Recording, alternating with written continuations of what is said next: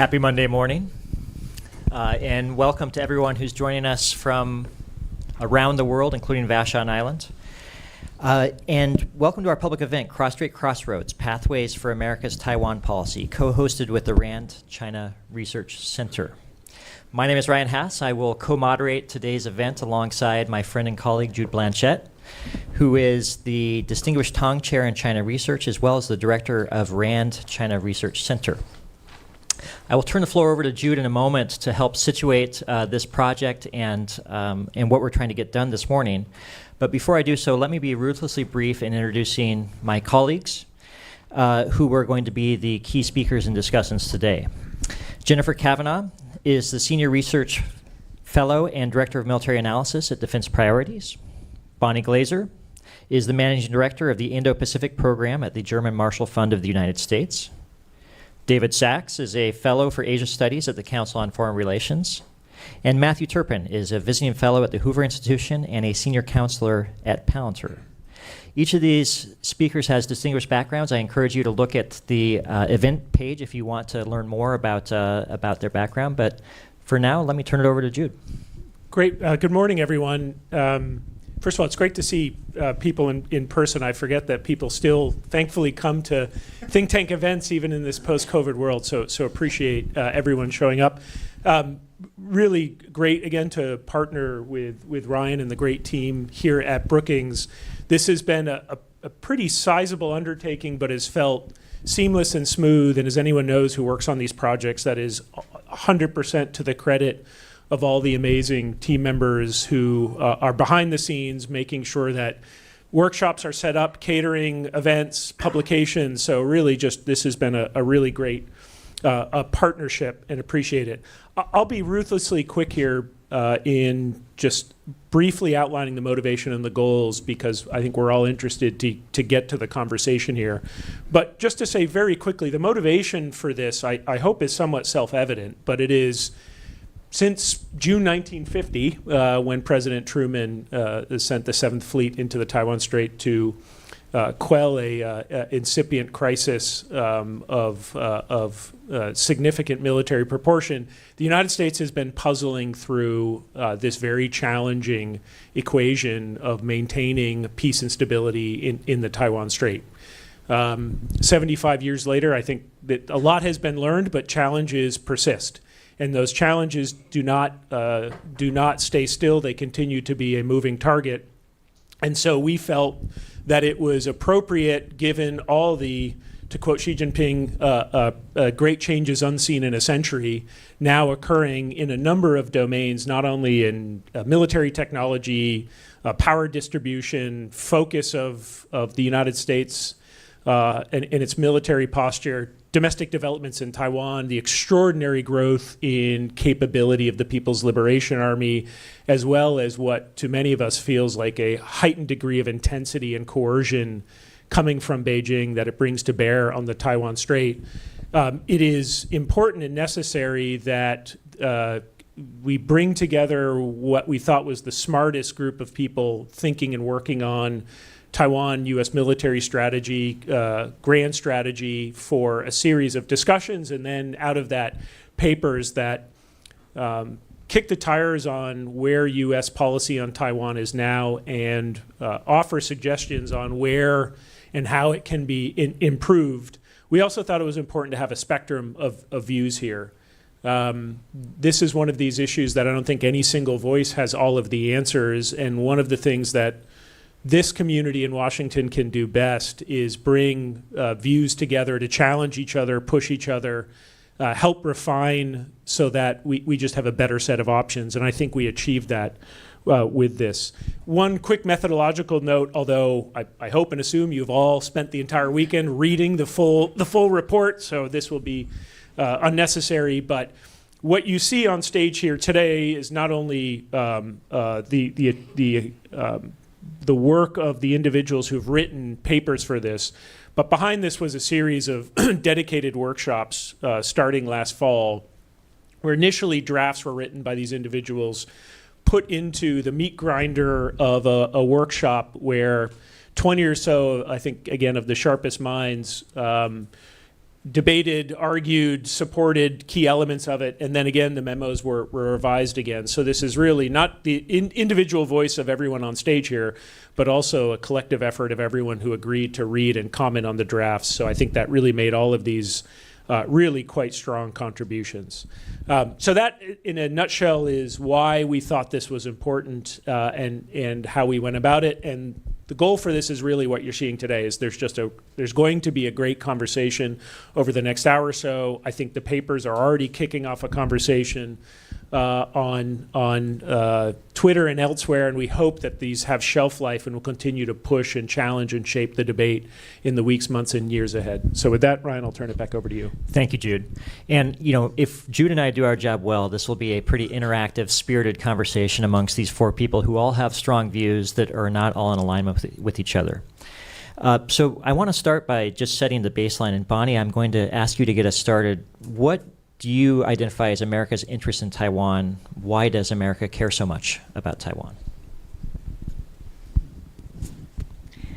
Well, let me start by thanking Jude and Ryan and everybody else up here, also Karis Templeman, who was part of the project, because it was really a collegial effort. And I think it is important to interrogate U.S. policy to Taiwan and see where it needs to be improved, where some of the gaps are. This is a question that I address in my paper. Karis also addresses in his a little bit differently, but I would start by saying, or reminding everybody that George W. Bush referred to Taiwan as a beacon of democracy.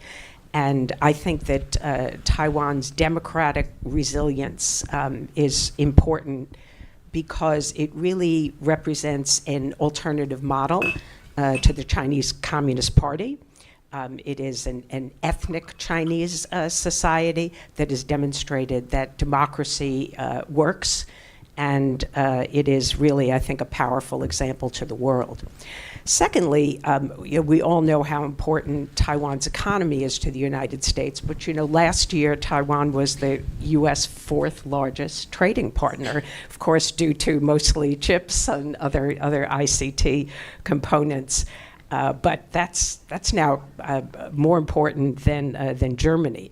And of course, Taiwan's position in the supply chain for semiconductors produces over 90% of the most advanced semiconductors. And while we have had some officials in this administration say that it is a goal to bring 40% of that to the United States, that's going to be very challenging. Even Taiwan has pushed back on that. So it is crucial to U.S. economic competitiveness and prosperity. And then I think that Taiwan really is central to global perceptions of American credibility. So it's a signpost that countries around the world would look at the United States. If we did not come to Taiwan's defense, if it were attacked by China, I think that we would see countries around the world, and not just in Asia, feel that they have to rely much more on themselves. We would probably see more countries go nuclear, develop their own nuclear deterrence. And the implications for U.S. credibility and leadership in Asia and the rest of the world, I think that would really come under challenge. Thank you. Does anyone want to add to or amend anything that Bonnie just said? So, David, why don't I turn to you next? We often talk about upholding the status quo in the Taiwan Strait. What exactly is the status quo?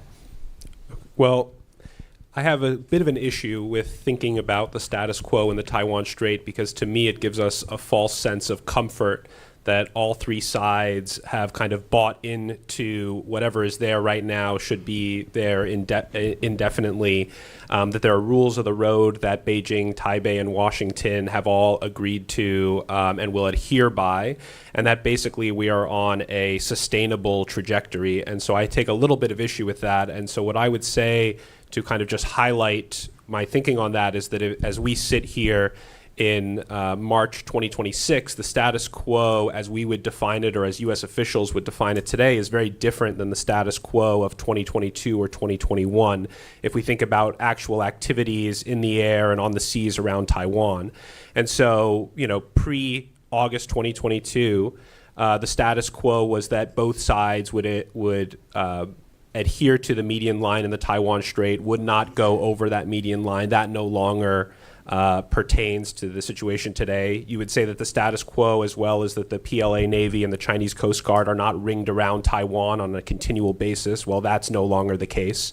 You would say that the status quo includes that you would not have major PLA military exercises and closure zones around Taiwan. Well, that's no longer the case as well. So my issue with the status quo is I think that we can all identify certain parts on a political level of the status quo that exists, which is that Taiwan right now is a de facto independent entity that has its own military and has its own foreign policy and political system and holds elections. But I think that beyond those very basic facts that we can identify, I think at a kind of operational or tactical level, a status quo doesn't really exist. And I think that all three entities, Taipei, Washington, and Beijing, are pushing in different directions on what we would perceive to be the status quo. Beijing, of course, wants to bring it towards unification. I think they're very actively pushing in that direction. We, of course, are pushing in the opposite direction to maintain Taiwan's autonomy. And so I'm not sure that it's a very useful construct in terms of thinking about cross-strait dynamics. So we will, from this point forward, just describe the situation as dynamic and not static in the Taiwan Strait. I think that's right, and I think that Karis actually had a good line about coercive bargaining as the way that he described the dynamics in the Taiwan Strait. And I do think that you want to think about this as a far more dynamic situation where all the parties are pushing back against and feeling out where are the red lines, where are the boundaries, how far can we push. And I think that my paper was focused on the gray zone coercion of Taiwan. And I think that's really where we see this playing out, where Beijing is trying to sense where are the boundaries, how far can we push this before we elicit a response from the United States or Taiwan. And so I try to think about cross-strait dynamics in those terms rather than as a quote status quo. Great. In the workshops as well as the papers, one of the dominant takeaways is that there was no constituency calling for keeping policy on autopilot. Each in your own way, you have proposed amendments, revisions to America's approach to cross-strait relations. Jennifer, I want to bring you in first and Matt second. What is the problem that you think that we need to solve for? What is the deficiency right now in our current policy? Well, so my view is that the U.S. needs a policy that guarantees that it stays out of a war over Taiwan. The benefits that the United States receives from the current dynamic status quo, as David described it, there are benefits. But in my view, the costs that the U.S. would incur from fighting a war are far greater than the interests at stake. And so I disagree a little bit with Bonnie's characterization of the importance of Taiwan. I don't think that democracy is a reason that the United States needs to defend Taiwan. The United States has spent decades defending democracies and trying to build democracies, and it hasn't worked out well for the United States or the countries that the United States has tried to defend.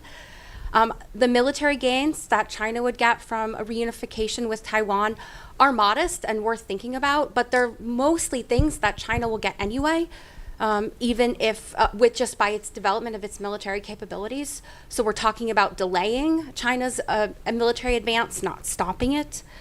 When we think about the credibility issue, again, I guess I don't see U.S. credibility as necessarily being on the line here. The U.S. commitment to Taiwan is very different than U.S. alliances in Europe and U.S. alliances in Asia, and countries understand and recognize that. So I don't think that we should think that all of U.S. credibility here hinges on whether or not the United States defends Taiwan. The economic consequences of a unification between China and Taiwan would probably be the most significant for the United States, but they're again not things that can't be mitigated with investment. I agree with Bonnie that this would be a significant challenge. Building domestic capacity to produce semiconductors is a significant challenge, and the U.S. hasn't done that well on it so far. But I have a lot of confidence that if the United States really put its effort and resources into this overcoming this challenge, it's something that could be done. So my view is that the consequences of a unification between China and Taiwan are manageable for the United States. But the costs of a war with China are not manageable. They would be catastrophic. The costs economically and militarily would make the conflict with Iran look like a tiny war. The costs are just astronomically higher, including the cost of the U.S. military casualties and the casualties that Taiwan and China would also experience. And then we have the shadow of nuclear use. There's a real risk that a U.S.-China conflict over Taiwan would end up involving nuclear weapons. So I just see that fighting a war over Taiwan would worsen U.S. security, not help it. The current policy doesn't require that the United States defend Taiwan. That strategic ambiguity leaves it open. The U.S. might, it might not. But in my view, because Taiwan is not an existential interest, leaving this risk, the open door that the U.S. might fight a war over Taiwan, is unacceptable. The U.S. needs to shut that door and say that it will not fight that war. And the final point I'll make is that the current U.S. posture hinges on this idea that more U.S. forward presence deters China. We could challenge that. We could say that more U.S. forward presence actually increases the risk of war by provoking China, by making it feel that this goal of reunification is slipping out of its reach. And in that sense, strategic ambiguity isn't sort of a 50-50 prospect. It's actually increases the risk that the United States will end up being pulled into a war for any number of reasons. So my recommendation, my paper, really focuses on what the U.S. needs to do to shut this door finally. Thank you. Matt, you have a different perspective on this. What problem do you think that we're solving for here? Yeah. So, well, first, I want to thank Adrienne Korn and Jennifer Mason for putting all and doing all the back work effort to make this happen. None of this workshop would have happened without their hard efforts. And to both Ryan and Jude, thanks so much for bringing this team together to work on this. You guys did a great job. So first, I agree with David and Bonnie's points, particularly around this idea that the status quo is not static, right? That we live in a dynamic system. My take on this is that the United States has two principal vital national interests. One, to maintain a free and open, peaceful and stable Indo-Pacific, largely because that is sort of the growth hub of the global economy. It's very much in the United States' interest to maintain that.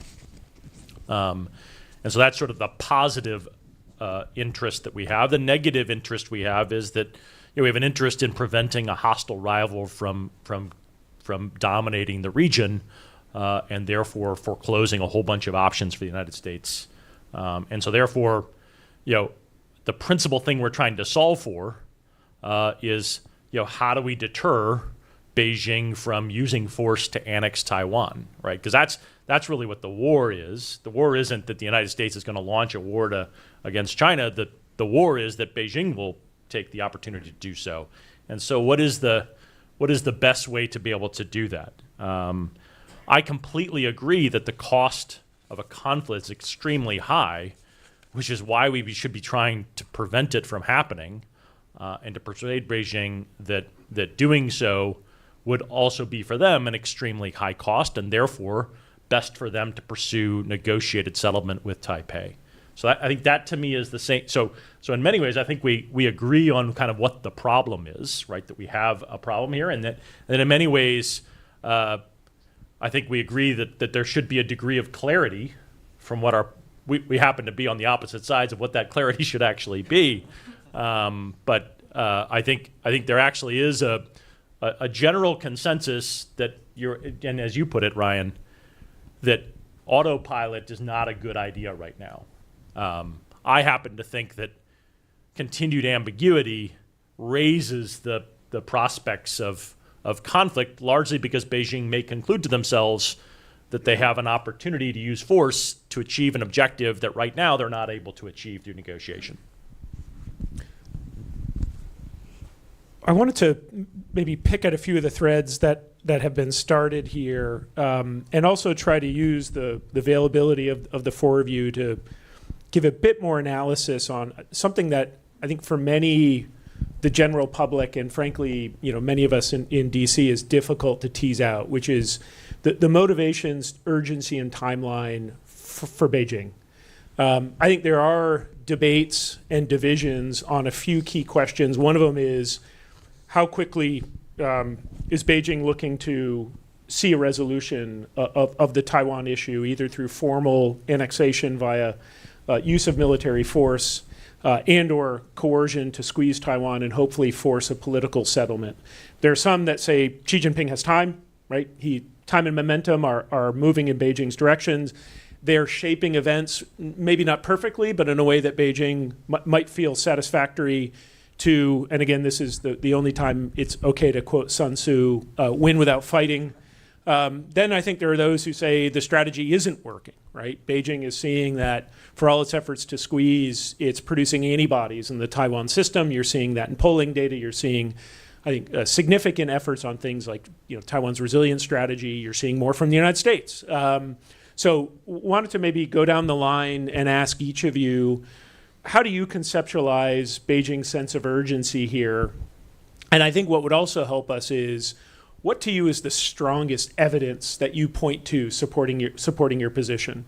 No particular order. You're scratching your beard, so I'll go you first, Matt, and then we'll just go we'll just go down the line. So how urgent is Beijing? Does it think its strategy is working or not? And how much time do you think we have here? Well, I think Beijing does think that its strategy is working, right? And I think, and I'll be very clear, I think that Beijing's strategy is one of political warfare, to use sort of economic coercion, military threats, cyber attacks, a variety of activities, some of which we would put into the gray zone, to bring about a sort of a cognitive change in Taipei, to bring about a capitulation, right? Again, to go back to the win without fighting. That is their preferred approach. And I think Beijing still believes that will work. I happen to think that there is increasing evidence that is not working, and that at some point in time, Beijing may conclude that in fact that it may have to resort to Plan B. And I think Plan B is the use of military force. And that is likely a full-scale, right, starting from a desire to essentially isolate and quarantine, right, to hope to bring about the capitulation. But you wouldn't start that without having a plan to go all the way to the end, right? Because obviously if you start down that path to use military force and all you had planned to do was to sort of go halfway and then the Taiwanese are able to sort of resist that, you're sort of stuck. So my suspicion is that a Plan B certainly would start at the lower end of that, but it's able to sort of escalate, right? So I think that's where Beijing is at right now. My sense is that the United States and its allies still have the capability to be able to deter Plan B. And I would rather play for time to see whether or not, I happen to think that the Taiwanese democracy is far more resilient than I think that Beijing counts for it as.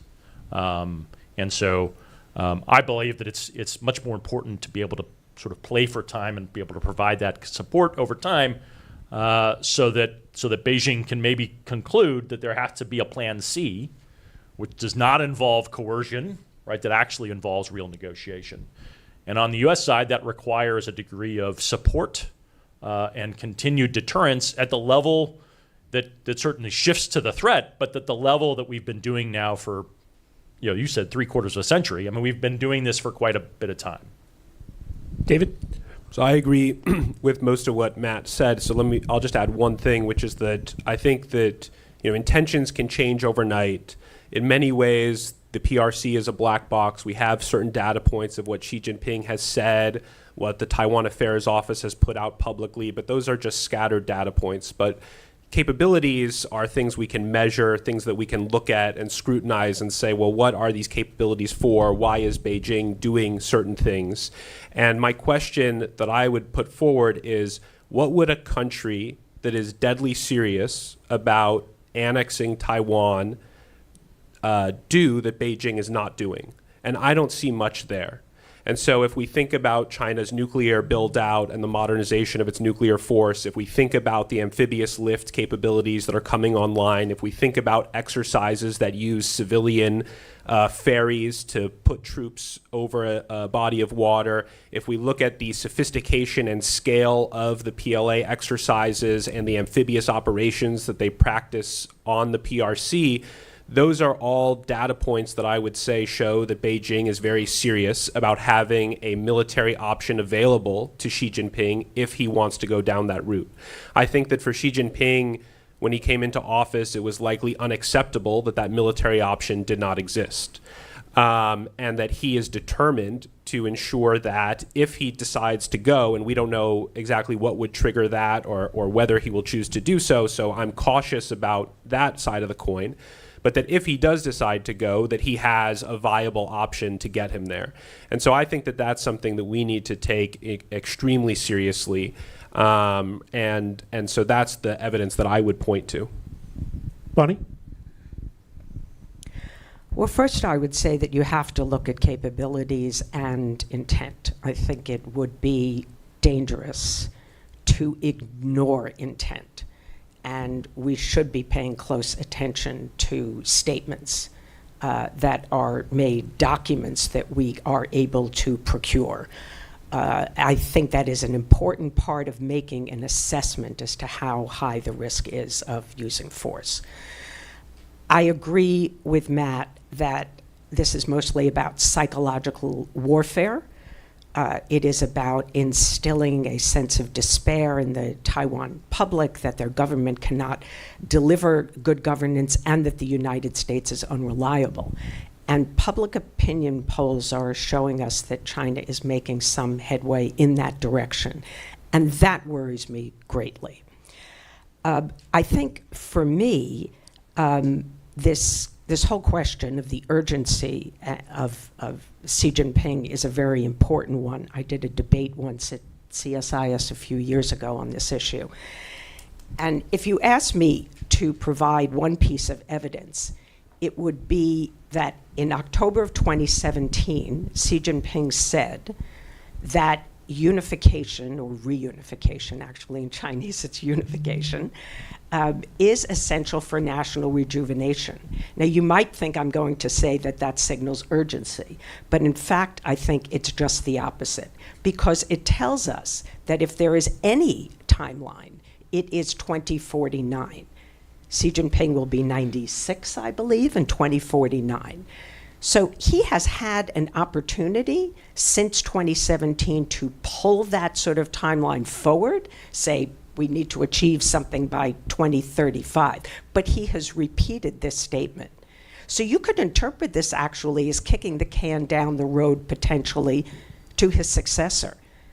That this is something that, yes, he agree with David, he wants to have the military capabilities to deter independence and to try and compel unification. But I don't think that he believes that this is something he absolutely must achieve in his period in office. And we could argue about what I would say he already is a legacy that includes many things. This does not necessarily have to be it. But I believe that he is trying to make progress toward unification, to put this relationship with Taiwan on sort of an inexorable path towards unification, so that when he leaves office, that gets picked up and pushed forward. It's not peaceful, right? It's coercive. We all know that. This is not really about achieving peaceful unification.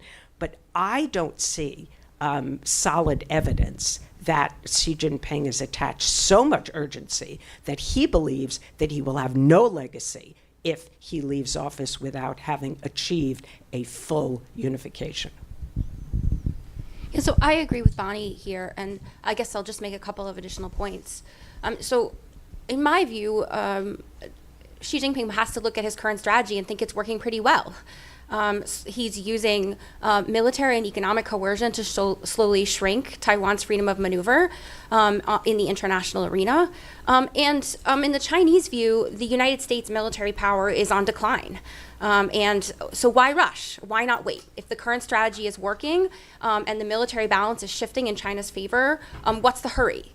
If anything, Xi Jinping has to look at the war in Ukraine and now the US war in Iran and understand that if he is going to move militarily on Taiwan, he better be really sure that he can do it quickly and successfully so that China doesn't end up in sort of the type of quagmire that Russia and the United States now find themselves in.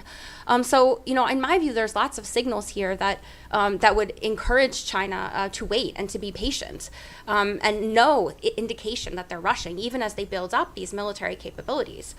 The other thing I'll say is, I agree with Matt that it is in the U.S. interest to try to delay any sort of military action and to push towards negotiation and sort of peaceful resolution of cross-strait disagreements. But I would also note that U.S. policy is not that China and Taiwan must be separate forever.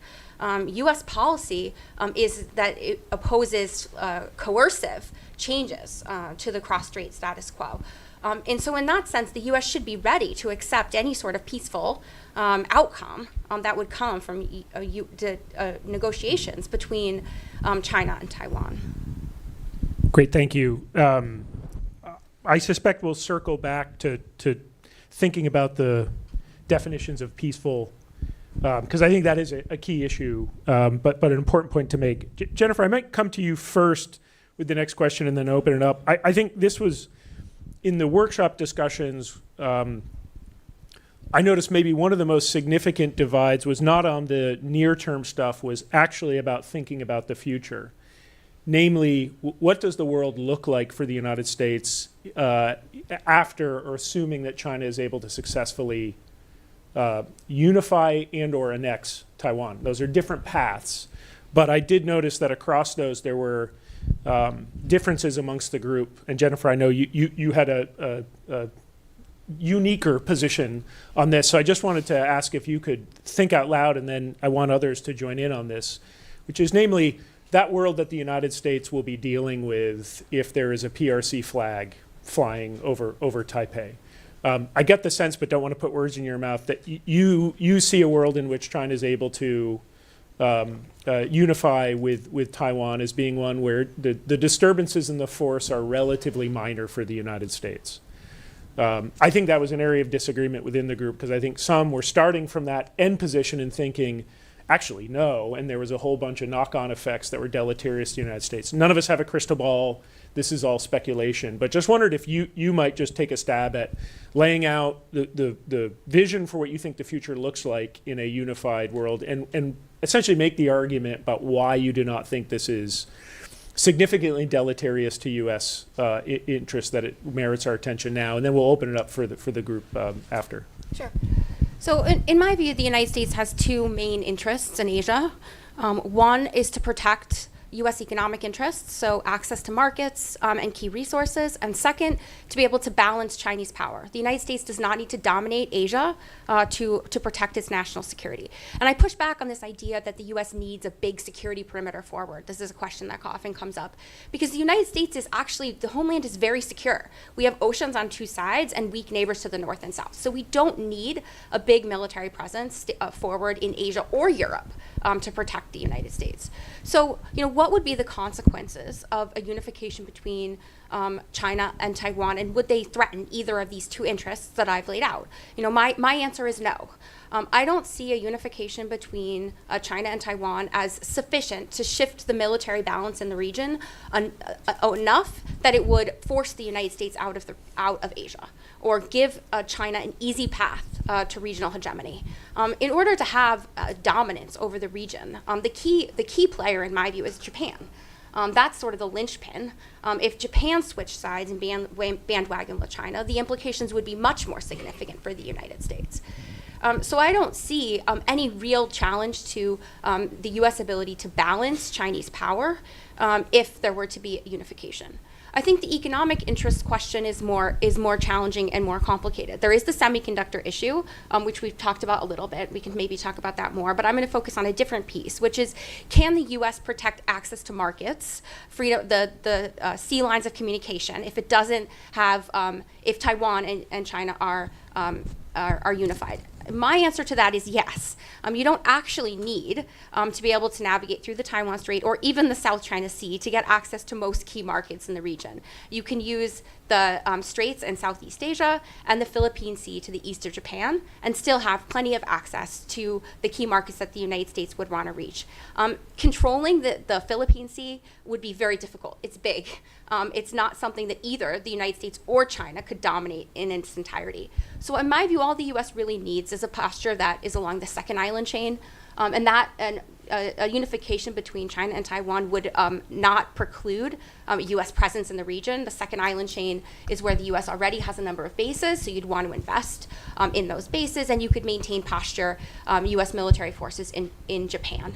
Now, I would recommend you probably want to move them if the United States and China reunified. Having military forces in Okinawa and in Luzon in the Philippines, they would be very vulnerable. There would be a high risk of miscalculation, so I would pull them away from Taiwan, and you wouldn't need them there if unification had occurred and you were no longer trying to defend Taiwan. So I do think there are changes to U.S. military posture and economic strategy that would be required for the U.S. to manage this unification, but I don't see it as something that presents an existential risk to U.S. security or economic prosperity. Great, thank you. I think probably the three of you might want to come in. I saw Bonnie already has her mic on, so she's... Sure, I'll be brief. First, I think we need to state what at least is my premise, that if the people of Taiwan really want to be part of China, that China will have been completely transformed. It will no longer be it will no longer have the political system that it has today, because I think the people of Taiwan don't want to be part of an oppressive system that denies sort of individual and human rights. So I have to assume that this occurs through coercion and potentially use of force. So I think that's important to posit. And I would say three things. Almost all the countries in the region, maybe not Japan, would accommodate, I think, to China. Countries in Southeast Asia, many of the smaller countries, and in the broader region. I think that, as I said earlier, that U.S. credibility essentially would have been shattered. It would no longer be the partner of choice. I have no doubt that Japan, South Korea, others might go nuclear. I think that the United States could not remain any kind of a leader in this region. And I'm puzzled when people say somehow we can retain our alliances and our relationships with countries after we have allowed China to take Taiwan by force. And then there's a factor that I think isn't discussed enough. I've been following Chinese foreign policy now for many decades. And when the Chinese make foreign policy decisions, of course, what they bring into their deliberations are the things that are in their toolkit. And use of force has really not been a central part of China's toolkit. And I think that if they were to use force successfully, that going forward, Chinese leaders, when they deliberate any particular foreign policy, whatever that might be, that the PLA will have a stronger voice at the table, it will put forward options, and perhaps Chinese leaders would be more likely to use those options. So I believe that use of force in Chinese foreign policy is something that would be very difficult to predict now how they would do so, but I think would become far more likely to the detriment of the United States. So I'll just add two things quickly. I mean, I actually start from the same premise as Jennifer, that the United States has a vital strategic interest in preventing the emergence of a rival hegemon in Asia, I think as Matt said as well. The United States also has a vital strategic interest in having continued access to Asia, as Matt said. I don't think either of those vital interests can be preserved if China annexes Taiwan through coercion or use of force. And so what I would say on both of those points is, number one, I think as Jennifer said as well, a lot of this is about what Japan does afterwards. And I don't believe that Japan would just pick up where we left off the day prior and say, everything is fine. We understand the United States, your relationship with us is different than your relationship with Taiwan. You'll still have our back, so we're okay. I think that basically the day after, you look at the Senkakus are no longer defendable, and Japan's Southwest Islands are no longer defendable. And Japan has real questions about whether it can continue to rely on the United States for its security. And as Bonnie said, I think it chooses a far more independent path, potentially to include nuclear weapons, while the weaker countries in the region conclude they have no option but to bandwagon with China. And it's not me who's making that assessment. I think actually you see Prime Minister Takaichi making a similar assessment with her comments about Taiwan, and I think you saw former Prime Minister Abe also make that assessment, and this really came home to the Japanese in August 2022 when the PLA exercises after Speaker Pelosi's visit landed missiles in Japan's EEZ. And so they realized that whether they like it or not, they are in the battle space, and it brought home, I think, just how close they are to Taiwan and to this conflict potentially. The other thing in terms of economics is that we know from history that regional hegemons do not just grant access to other great powers to these regions. And so we can't assume that China basically says, okay, well, we're the regional hegemon, but the United States, don't worry, trade with anybody you want, invest wherever you want, we'll grant you those privileges. I think that what we would look at is basically much more of China dictating the terms of our commercial engagement in the region. And so that is something that disappears, I think, after a Chinese annexation of Taiwan. So those are the 2 points that I would make. I agree with Bonnie and David. Do you, Ryan? So, Jennifer, I think we've exposed a bit of a fault line amongst the four of you on this question. I want to give you a chance to sort of lay out your argument in a little bit more detail, and then we'll ask the others to do so as well. But what do you see as options for limiting U.S. commitments while expanding Taiwan's self-defense capabilities? And related to that, where would you draw boundaries around the United States defense perimeter in Asia? Sure. So, I think my argument is that the United States should state explicitly that it is not going to defend Taiwan. But this would require that the United States make a number of changes to its own policy, its relationship with China, and its relationship with Taiwan in order to protect U.S. interests. So the goal should be to have an end state where no matter what happens in cross-strait relations, the U.S. interests are secure. So first of all, I discussed a little bit what I would do for U.S. posture. U.S. posture needs to change because as it is right now, there's a high risk that the United States could get dragged into war. If you have forces in Okinawa and in Luzon, there's a risk that they could either, if the United States policy isn't clear, China might strike them preemptively, or just the fact that they're there could create risks that drag them into war. We see in the Middle East how dangers to U.S. bases is often a reason that the United States ends up in conflicts that are not necessarily in its interest. So you'd want to move U.S. forces so that they are in a more survivable location. I'd move them to northern Japan and increase U.S. presence and infrastructure along the second island chain. The U.S. would also have to make economic investments to protect its economic security, to deal with the semiconductor and other issues. On Taiwan, I think, my view here is that the United States should be prepared to accept any peaceful resolution, and that the choice here should be up to the Taiwanese people. It's possible that if the United States decides it's not going to defend Taiwan and makes this clear, Taiwan decides it is not worth fighting. It would prefer political accommodation or finding a modus vivendi. And if that's the case, the U.S. should accept that. If that's not the case, and Taiwan decides that it does want to continue to arm and defend itself, the United States should continue to sell weapons to Taiwan.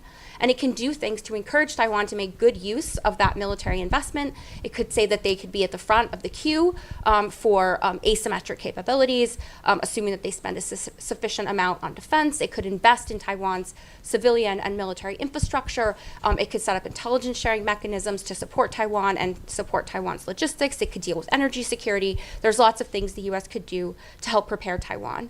And then the third thing would be to work with China to create incentives for peaceful resolution here. Some of the U.S. posture changes could be tied to China reducing its coercion of Taiwan in the Taiwan Strait. It could be tied to the U.S. should reinforce that just because the United States is saying it won't fight militarily for Taiwan, that doesn't mean that there might not be economic consequences if China were to use military force. These are the types of things that the United States could do to incentivize China to continue to prioritize a peaceful unification. There are other diplomatic things the U.S. could do, for example, making very clear and stating explicitly that it will accept any peaceful resolution. So I see this as a way that the United States could protect its interests, give Taiwan a path to self-defense if it chooses, and recalibrate the U.S.-China relationship to help reduce tensions and de-escalate. But I should acknowledge that it's not guaranteed that even if Taiwan invests 10% of its GDP in defense, it will be able to defend itself successfully. And so the policy that I'm recommending requires acknowledging upfront that unification might happen peacefully or by force, and the U.S. interests will be okay. The U.S. can manage those consequences no matter what happens. Thank you. I think that you will all have things to say about that argument, so I welcome you to do so in the process of your response. But Bonnie, we asked you to look at our diplomatic approach towards Taiwan and cross-strait issues, and you proposed several renovations, one of which was really working to build a coalition of countries to demonstrate support for Taiwan, but also to inoculate against Chinese economic coercion. I was wondering if you could unpack your thinking there and any other things that you would like to add. Well, thank you, Ryan. My paper does focus on diplomacy, and I want to highlight that, but let me just put a pin in it for a second and mention one other thing. And that is the recommendation that I have, which is it's sort of my answer to retaining strategic ambiguity, but not adopting strategic clarity.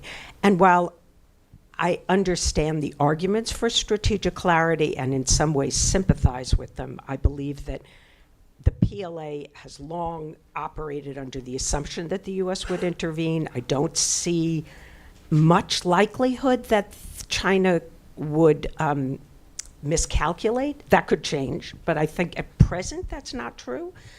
And I think that that strategic clarity runs the risk of provoking the attack that you want to deter. And so I find that the argument in favor of strategic clarity does not give me confidence that we don't end up provoking a Chinese attack, because I know you don't assume, Matt, that China's a paper tiger and it just won't do anything.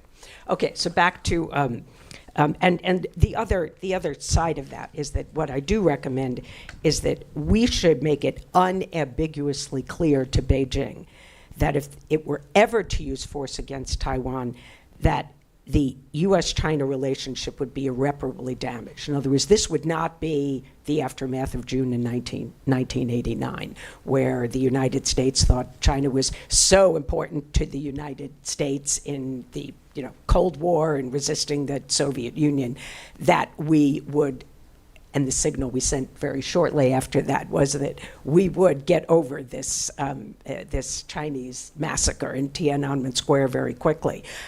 I think we would have to convey that directly to Xi Jinping. So that I think would be important. The second piece that I'll address, and there are others in the paper, but I'll just limit myself to the one that Ryan raised, which is about building an international coalition. I think if you look at what China reacts to most strongly, that often gives you some insight into what you're doing right and what you're doing wrong. And the efforts by the United States, particularly in the Biden administration, but also precede the Biden administration, and to some extent is still going on, although not enough, is the internationalization of the Taiwan question. It's bringing countries into the deterrence equation and planning for responses if China were to implement, whether it be a quarantine, a blockade, or full-scale invasion. And so I think we have to demonstrate that Taiwan is just not, it's not solely a U.S.-China issue. This is exactly what the Chinese want. If they can limit it to us, then they push out the United States and they're just dealing with Taiwan on its own. So I think that the United States should organize a group of countries, articulate a set of positions with our like-minded partners that we oppose use of force, we oppose unilateral changes to the status quo, we support the peaceful resolution of differences, and then from there move to an action-oriented agenda. So, for example, there are some things being done to push back on China's distortion of UNGA Resolution 2758 at the United Nations, to its effort to establish the One China principle in international law. We, I think, need to support more Taiwan's meaningful participation in international organizations that require, those that require sovereignty for membership. We could coordinate our contributions to the whole of society defense resilience program. We certainly should be warning Beijing as a collective group of countries that they should not exclude Taiwan from APEC this year. And I worry about that because it's going to be held in Shenzhen. And then finally, we really need to be preparing measures that would impose costs on China if they used force against Taiwan. And this is something that a conversation that began certainly under the Biden administration, limited progress made, but we need to be talking about financial sanctions, about export controls. And there are some lessons we can draw from Russia's invasion of Ukraine and what worked and what didn't. But China's very different from Russia, so it's not going to be a playbook that we can just copy and paste. And I think that signaling willingness to do that, the actual preparations, would also have an impact on China. Thank you. Jude is going to bring the audience in a moment, but before we do so, I want to give Matt and David a chance to lay out a little bit of their arguments. Bonnie provided a bit of a prebuttal to the idea of strategic clarity. Strategic clarity was the topic of your paper, Matt, so why don't we turn to you next to address that? So first, I'll just very quick to Jennifer, and I certainly appreciate the thought kind of that went into it. My opinion is that sort of the proposal that you've laid out will bring about the conflict that you say that you want us to avoid. So I just think that approach in which the United States would provide clarity that we would not intervene, to me is very reminiscent of sort of where we were in December of 2021 or January of 2022, in which we made very clear to Vladimir Putin that the United States and NATO would not intervene at all in Ukraine, and we got the conflict that we had hoped to deter, right? I mean, so that to me is the logic that would flow from that. It seems to me to be a fairly dishonest effort to sort of portray this as a reasonable strategy. It seems to me to be completely directed around reducing sort of U.S. military spending, U.S. military footprint, and a retrenchment back into the United States. That seems to me to be the purpose, and then there seems to be an argument about how this would also just all work itself out. And I think that's just not the case.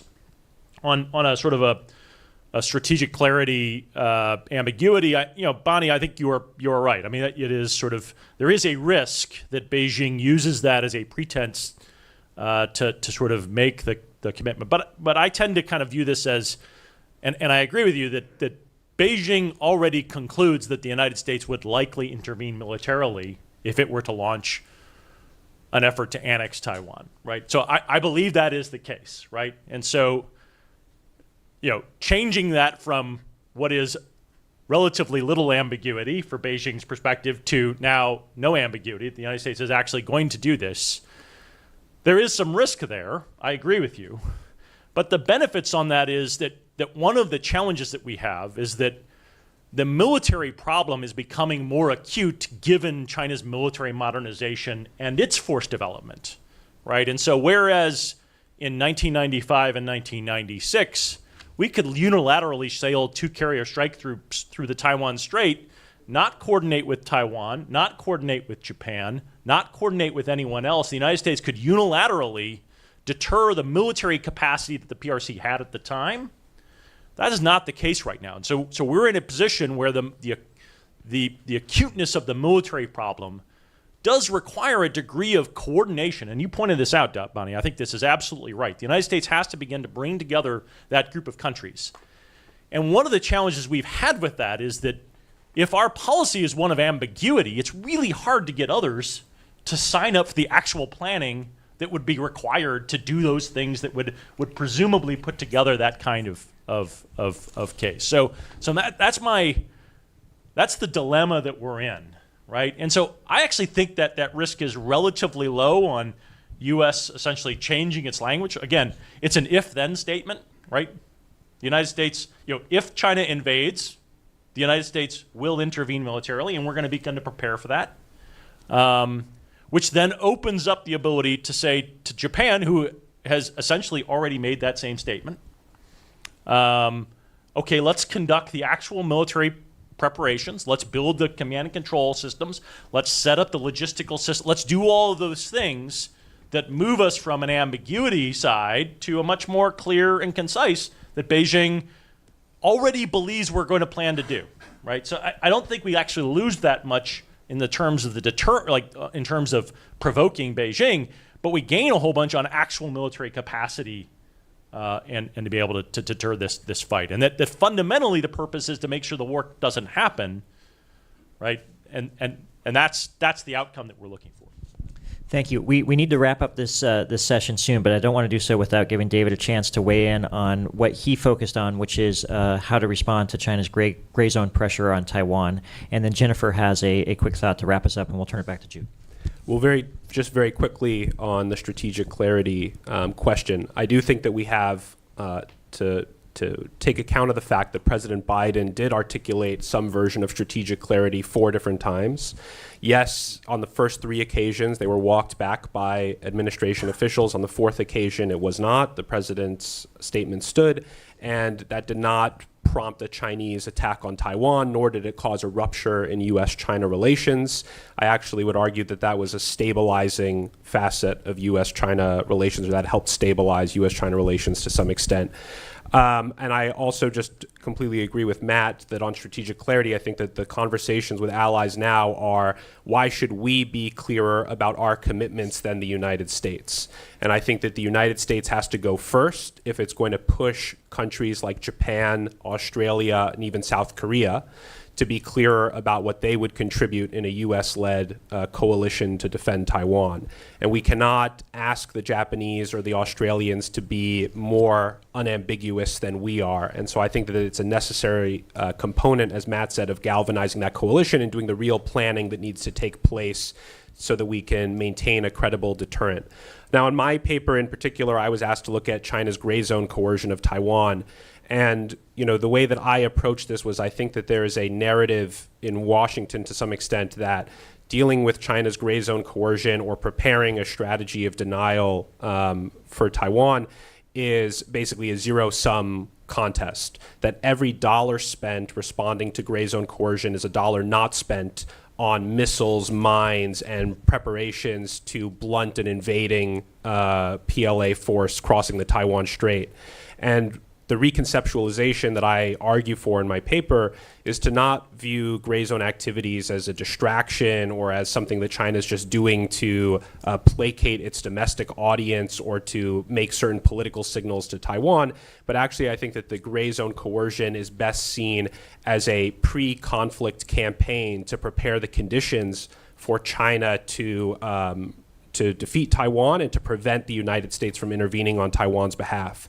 And so if we think about gray zone coercion in that context, then the United States does have an interest in imposing costs on Beijing for continuing down this path and for preventing further gray zone coercion of Taiwan. And I think that if you think about, for instance, Admiral Paparo's comments that exercises are now much more like rehearsals for an invasion of Taiwan, or you look at what Taiwanese military officials have said, that it is very difficult to distinguish between what looks like a routine activity or potentially the opening salvo of a strike against Taiwan. I think that we can see how much China's gray zone coercion has eroded our early indicators and warnings and the interest that we have in actually restoring those. And so the playbook that I put forward in my paper is actually one where we impose costs on China for gray zone coercion, and we do so in a way that actually complements a U.S. and Taiwan strategy of denial. Great. So Bonnie has one thing to say. Let's try, and Jennifer as well. Let's try to do it in 1 minute or less each for the two of you, and then Jude, over to you. I completely agree with David that the gray zone threats are growing and that we don't have an effective strategy to counter them, but I don't think the playbook of export controls and increased Taiwan Strait transits and expanding our entity lists are going to do it. So I'd just like to see a more effective strategy. And then in response to the point that both Matt and David made, I would argue just the opposite about allies wanting strategic ambiguity. I think that if we have strategic clarity, their hands are tied. And then they've decided that they're going to work with us and we enter a war that actually they decide at the time maybe they don't want to be part of. So what they do need is trust in the United States. They need a solid relationship with the U.S. that we understand the threats in the same way. We're likely to act together. We plan to act together. But at the end of the day, they're going to want the choice left up to them. So I don't think that that's a persuasive argument for strategic clarity. Okay. Jennifer? Yeah. So, Matt is right that if the U.S. decides and declares that it's not going to defend Taiwan, China might decide to move up its timeline and take advantage of that. But I would argue the same is true of strategic clarity. If the United States declared today that it was definitely going to defend Taiwan, why wouldn't China decide that now was the perfect time to move to take its action? Because right now the United States couldn't defend Taiwan if it wanted to. All of its military capabilities are tied up in the Middle East and its munition stockpiles are depleted. So I think the argument here goes both ways. It's just as likely that if the United States said that it wouldn't defend Taiwan, that this would be a motivation for Xi Jinping to wait. There's no rush. The U.S. isn't going to defend Taiwan. We have more time. The window isn't closing. So I think it really comes down to whether you think a U.S. military power is stabilizing or destabilizing. And I don't think the Russia example is a good one, because I don't think the United States was trying to deter Russia from invading Ukraine by saying that it wasn't going to be involved. It was trying to stay out of a war with Russia and make clear to Ukraine that it wasn't going to come to intervene. So I don't think that's a good example. There is an active debate here about whether U.S. military power deters or increases the risk of conflict. And it's fine for Matt to disagree, but I don't think that makes me dishonest because we have a disagreement over the answer to that question. Great. Well, as you see, we could keep going back and forth. I appreciate Matt's forbearance here, but we'll continue this discussion another day, and they continue in the essays. We'll go now. We've got 13 minutes. I personally like long rambling questions that are actually personal opinions. Brookings does not. So what I'm going to ask is I'm going to take in groups of three. Ask a genuine question. Ask this so we can hear the opinions of others, not yourself. And please try to ask the question in about 10 or 15 seconds so we can get maximal questions. Dimiti from the Poughkeepsie Gazette first, then you, sir, and then just behind in the pink. It's the Poughkeepsie Times. Question for Bonnie and Matt. I hear what you say about rallying allies, and obviously in the Biden administration, that was a big part of their policy. When Prime Minister Takaichi made her comments on Taiwan in November, President Trump did not come to her defense. And one thing that hasn't really been picked up here is the Japanese readout of her summit last week with Donald Trump does not mention peace and stability in the Taiwan Straits. The US readout does. So how are you going to get allies to basically to ally with the US on Taiwan when they don't trust the administration on that point right now? Thank you. Mark from United Daily News from Taiwan. Just two quick questions. How can U.S. set up conditions? Just one, please. Okay. Okay. All right. I'll pick the second one. Although delayed, Trump is meeting President Xi in probably April or May. Do you think this meeting could trigger changes in the current status quo? Thank you. Great question. Hi, Jessica Gardner from the Australian Financial Review. How useful is AUKUS as a deterrent of China, especially given the timelines that you have in your mind? Great. So we'll go to the panelists now. Please pick from, we have Japan, Summit, and AUKUS. Who's burning to go first? David, you're nodding, so that I'm going to take that to be you. I'll just take the second one. I wrote an essay with my friend and colleague Marvin Park in Foreign Affairs looking at how Taiwan could be nested within a summit between President Trump and Xi Jinping. I do think that President Trump will be under pressure when he's in Beijing to make concessions on Taiwan. I think there's no chance that he goes through that set of meetings without Xi Jinping raising Taiwan and pressing him on that. I also don't think it was surprising at all that Taiwan wasn't necessarily raised in Busan when the two leaders met. I thought that they both had an interest in kind of thinking about the economic relationship and finding a way to de-escalate that facet. And I thought that it was smart of Xi Jinping to wait until Trump is in Beijing to make the big push on Taiwan. So I do fear that that is coming. I think the Chinese interlocutors have signaled in private settings that that is coming. And of course, there is an ask out there that President Trump formally state that the United States opposes Taiwan independence or supports efforts at unification. That leads to the question of, should we care about that? Does that matter to the United States if President Trump says something to that effect? In my mind, that does matter a lot. I would just say there's a reason why Beijing really wants President Trump to say that, and that's because it matters. And I think that it would fundamentally, undermine President Lai and his standing in Taiwan. I think it would make it much more difficult for Taiwan to pass the special budget and to continue to invest in its defense in a meaningful way. And I think that it would continue to raise skepticism of the United States as a reliable partner of Taiwan, as Bonnie mentioned in her paper and earlier this morning. Great. Matt, and then looks like Bonnie wants to come in. So on Dimitri's, so I don't know why it wasn't raised or why it isn't in both readouts. My sense is that there is a degree of trust between Tokyo and Washington on these issues, right? And that there is a degree of coordination and collaboration, particularly in the Southwest Islands and the Lower Ryukyus. It's sort of operationalized. It's already sort of underway. It's been underway for years and years. And so my sense is that in the constellation of issues, that may not have been the topic that came up in the Oval, but that doesn't mean that isn't being worked on. Bonnie? On the question of the summit meeting and the implications for the status quo, so I would agree with everything David said. But I would add that it is, I think, clear to many of us that Trump administration officials have been sending signals that they see declaratory statements and declaratory policy overall as just less important under this administration, which could be maybe laying the groundwork for if the president does say something that alters that declaratory policy even further, that the administration can actually say what they also have been telling everybody, including journalists and think tank experts, that U.S. policy hasn't changed. It remains unchanged, even though it seems to be, in some ways, the declaratory policy at least changing. So my view is that the status quo would not be significantly affected.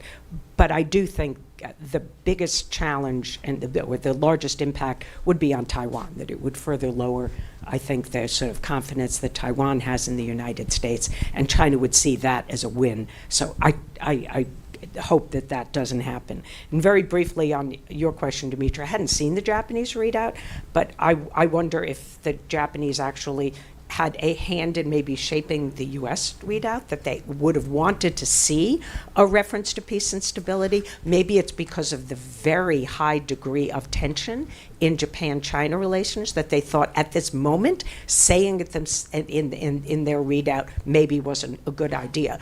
But I think you and I would have no doubt that this remains Japanese policy. And the U.S. statement has what I think is pretty robust wording in support of Taiwan.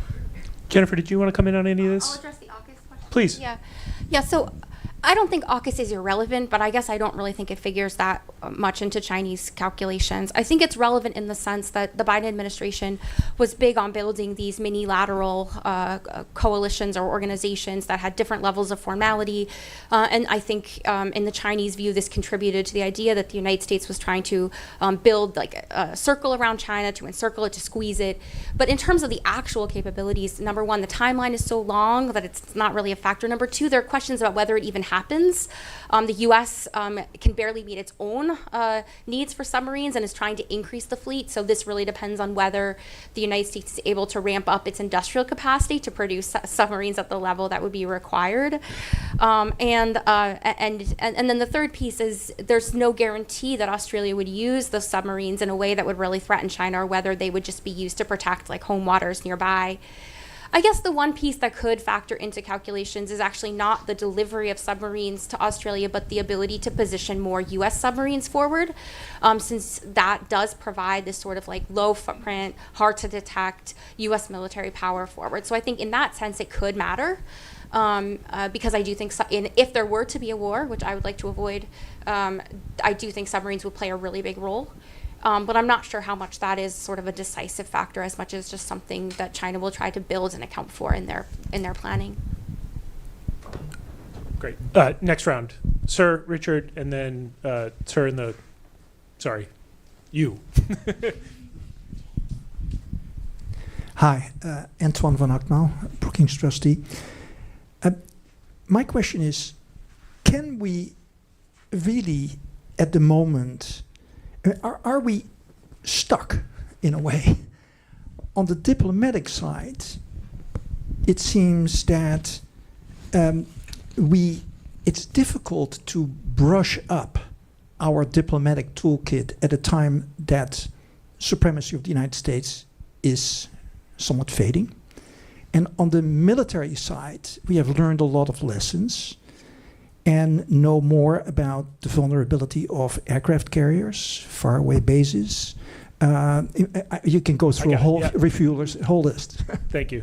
What was the question, sir? The question is, how stuck are we? Oh, got it. Great. Richard. Great project.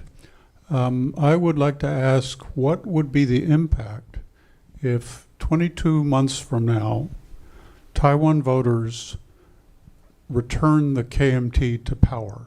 What's the impact on how China approaches Taiwan, the politics and substance of cross-strait relations policy in Taiwan, and what kind of freak out would we have here in the United States? Great.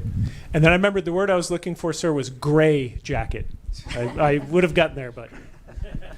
Thanks very much. James Siebens from the Stimson Center. So this question is primarily for Bonnie, since you talked about the focus on diplomacy.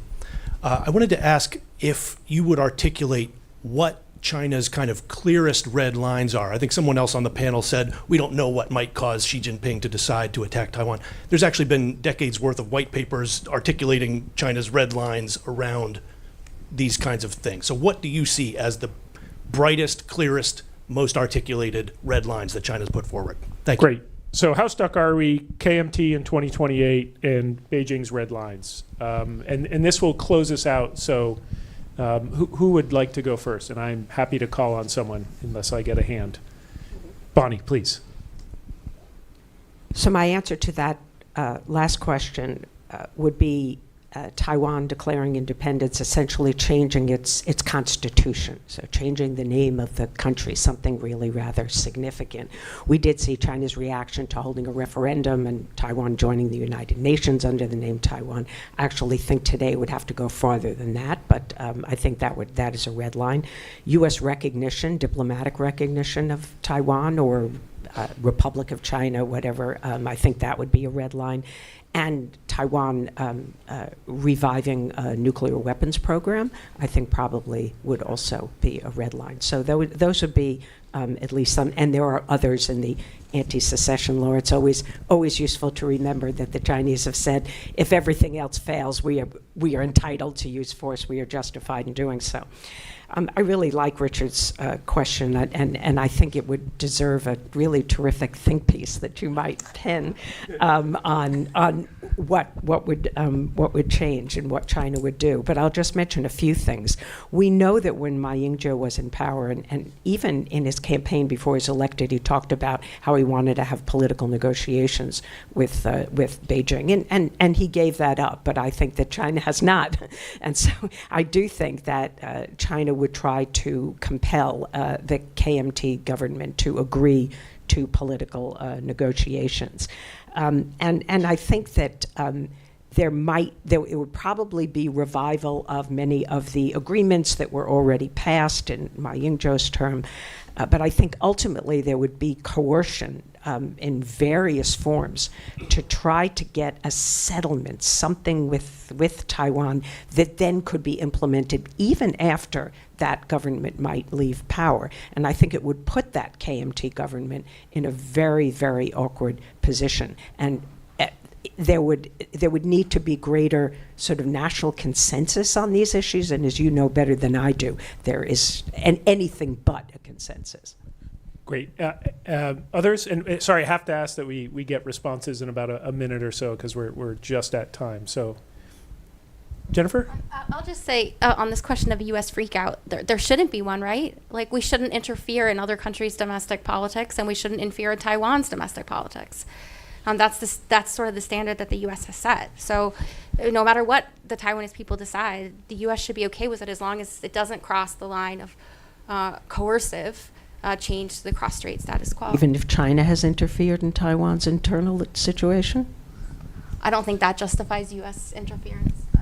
I agree with you, but I know Washington.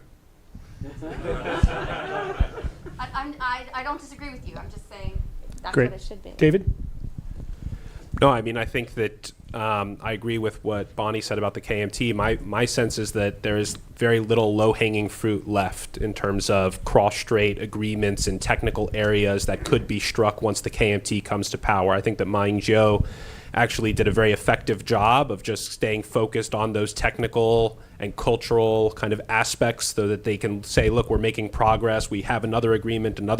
But I think that, as Bonnie said, I think Beijing's patience is now wearing thin, and they're going to say, we've done all of this, we've reached all these agreements, now it's time to have political talks. I think that the question, though, is what KMT comes in 2028 and runs for office in 2028. Is it a Zheng Li-wen kind of branch of the KMT? Is it a Liu Xiaoyan? Is it somebody else? And so I don't think that the KMT is a monolithic actor. I think that they're still having these internal debates and struggles over what the KMT proposition on cross-strait relations and on U.S.-Taiwan relations should be for them to be competitive in 2028. So we have to see how that all plays out.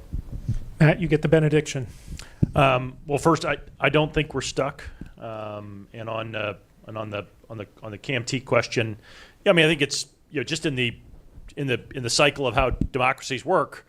I mean, the likelihood that the DPP is going to win 4 elections in a row is not all that high, right? So I mean, you're likely to if the KMT want to win elections, they're likely going to try hard to do that, but they're going to be up against many of the same sort of structural issues, right? I mean, if Ma Ying-jeou couldn't get certain technical economic things through a dozen years ago when the Taiwan mainland economic relationship was much better, and everyone was assuming that China was growing, it would inevitably be the most powerful economic power in the world. I mean, there is a much lower case of why Taiwan would necessarily tie itself completely to the mainland today than they were a dozen years ago. So I just, I think Beijing will be very happy if it gets a KMT leader. I don't think it will actually result in the outcomes that Beijing thinks that it's going to get.